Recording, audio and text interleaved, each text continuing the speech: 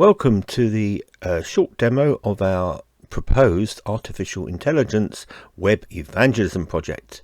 Very excited by this, and one thing to act as a disclaimer is that this demo has been a little bit thrown together, so the design, content, graphics will be not as they will be on the final product. But what we have done here is give you a very short case study as an example of how this thing should work. Working title at the moment is howgist.com, which simply says how goes your soul, which is a useful entry to the whole thing. So just sit back and watch, and hopefully you'll really get into what we are going to offer. So here's the first screen that they would see.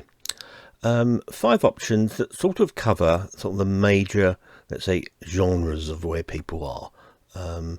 Rather than be explicit, they are sort of implied genres. So the first one, I have absolutely no interest, is basically that's going to be an out-and-out atheist. The second one, someone more into humanism. The third one, someone who really identifies mainly with their birth religion. Could be Christianity, could be Hinduism, Islam, etc. The fourth one is someone who has a belief, probably a wrong one, but sometimes even Christian beliefs can be a little bit odd. We're talking about cults, maybe like Jehovah's Witnesses, and we have to deal with these people as well. And finally, just a sort of generic, I've got an open mind, show me what you've got and I'll decide. So we've decided that in our case study, the person veers towards humanism. Probably the default thing for most people, in that we tend to live for ourselves, and so this person has going to select the second option. So the person selected the second option. I'm the master of my own destiny. If I mess up my life, I have no one to blame but myself. Any achievements are due to my own efforts. What we have to realise, the way that our system works is by building up and adding to a user profile. Already from that first screen, we've decided that of those 5 options, the strongest sort of impulse within that person was the one that veered towards humanism. So they may not believe in God, they may be an atheist, but it's not so important for them. They may have come from a Jewish or Hindu background, but that's not so important. So they've decided that the statement that fit them best was the second one, the one that talked about being master of their own destiny. So now in this screen, it moves on the story, and we look within the subgenre of humanism, and we come up with 5 possible options. I don't think too deeply about things. Life is complicated enough. I don't do spirituality, first one.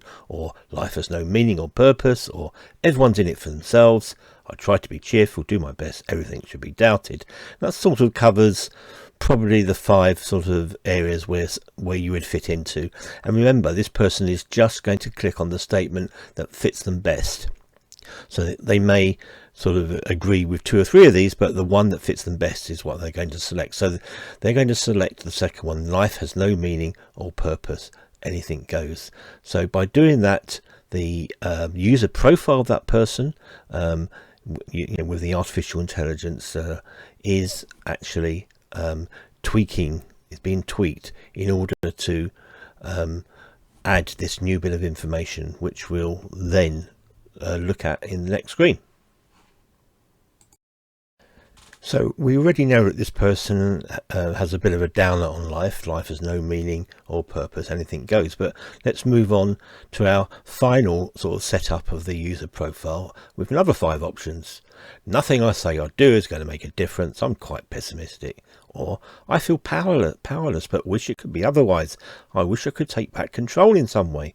Or it seems that some people have all the luck. I wish I could be more like them, but I can't see it happening. Or too many bad things have happened to me to make me feel positive about the future. Or I wish I could be more confident about the future. So, okay, some of these sort of overlap, but again, it's the statement that really sort of stands out for them. And we decided that it's the fourth one that this person will select. Too many bad things have happened to me to make me feel positive about the future. What we have now, we now have a very good idea of where this person is coming from. It's not perfect, but we have our initial user profile, and it's time to move on.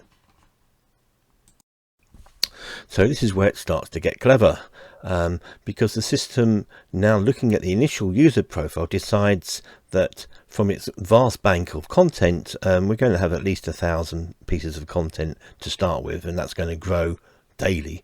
But from the initial content that there is there, 3 possible bits of content will be shown on the screen here that will fit the profile of the person as indicated from their questions. So the first one will be a simple video by Paul McCartney with sort of wishy-washy lyrics on the general hope for the future theme. The second one, a TED talk, quite well regarded, again, overcoming obstacles. And the third one, an article that we would have written that would speak directly into the subject and give a sort of a Christian slant. So you can see we're not going full on the evangelism, we're just sort of easing our way in just to see where the person is.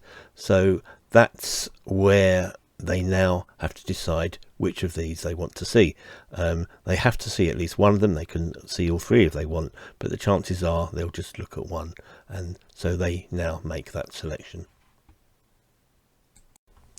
So they selected the second video, the TED talk on overcoming obstacles. So they watch it. They may not watch the whole thing, they may just watch a little bit, but what the system forces them to do is to evaluate what they've just seen. So they can't leave this screen unless they have just clicked on one of these 4 options. Is it very helpful? I found this interesting. This is not relevant to me, or I disagree with this. And you can see that they have chosen the second option. I found this interesting, which again adds to their user profile. It tells the system that they were quite interested in something that on the secular side, perhaps, that sort of a powerful message. They just found it interesting, not so much helpful, but interesting. So that tells us something, or that tells the artificial intelligence something. So the system now goes a little bit deeper, and just from what it already knows about this person, it comes up with 5 possible statements. I wish I had more confidence in life. I wish I could undo some decisions I've made. I wish I was someone else. I wish I was born with more natural advantages, or I wish I could have a new start in life. So these questions have come up as to be the most pertinent to put at this stage in the process, just to try to sort of prompt the person to evaluate themselves a little bit more. So in this case, it's the last option that's been selected. I wish I could have a new start in life.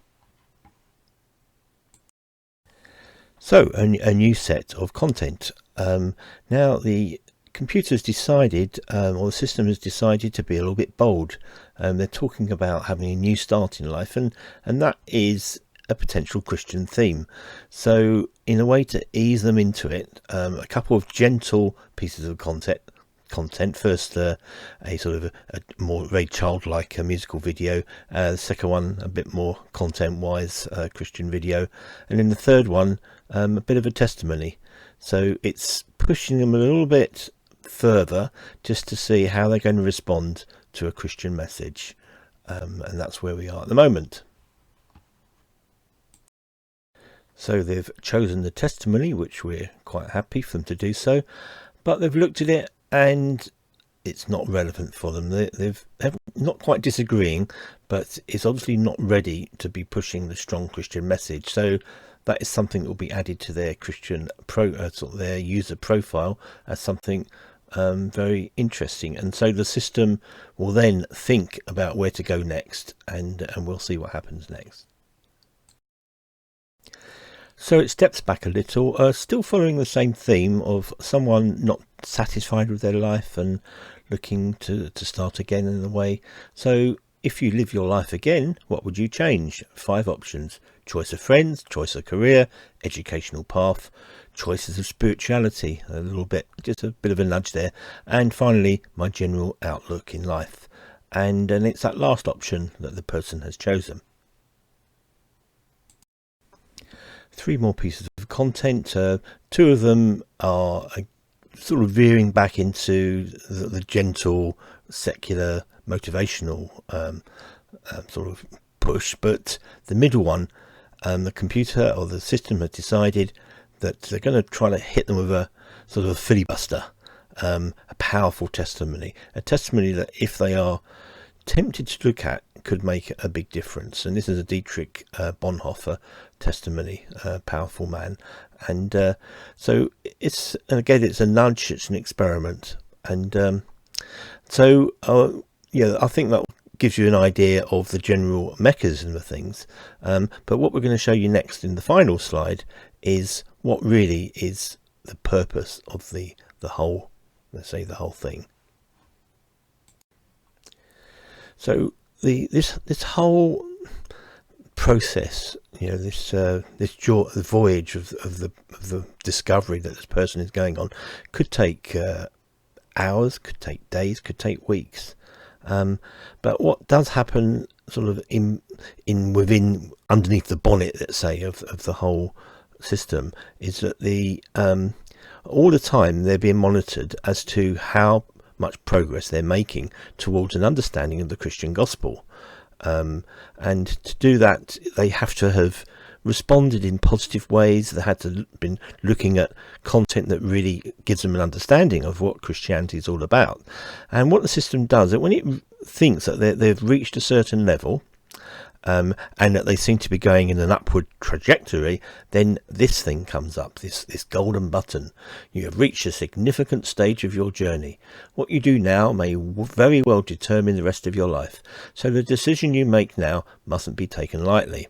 Are you ready to press this button and enter the next stage?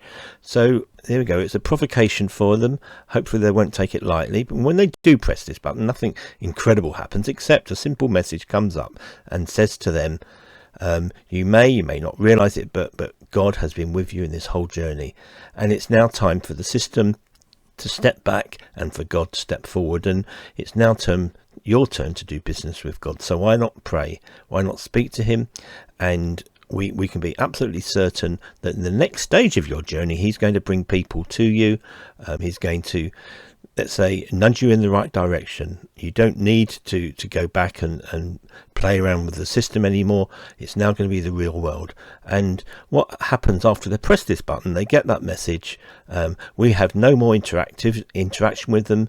We don't know anything about them. We don't hold their email details or contact details or even their name. This is an anonymous process. But at the same time, when they press that button, it alerts a group of intercessors that will pray for that person, and will continue to pray for that person. And hopefully we will get feedback one day through Facebook. That's the only way that people are going to feedback. So that is our project. We're excited. We've got a vast team of volunteers willing to put content in. And we have people who are mathematicians, who are counsellors, who are Bible teachers, who are researchers. We have the people to do that. What is the expensive element is really getting the programming team together to basically design the website and the infrastructure, do the clever stuff, the algorithms. For that, we're bringing in an external team, and that's going to cost money. And there's a bit extra money for the infrastructure of the whole thing. We're hoping that it'll only be a few months before we can actually launch the thing in its early phase, and it'll be in continual development. It'll never be finished because we'll always be adding content. We'll always be adding those question screens, and it will be tweaked continuously so that it can be more and more effective. So that's the project. If if you can help. Obviously we do need funding, major funding, and if this is you or someone you know, please contact me, Steve, at 07885 941 848, 07885 941 848. The email address is steve@saltshakers.com, steve@saltshakers.com. Thank you for coming to the end, and hopefully you will evaluate this as being very useful, and one day hopefully we'll see this happen. Thank you.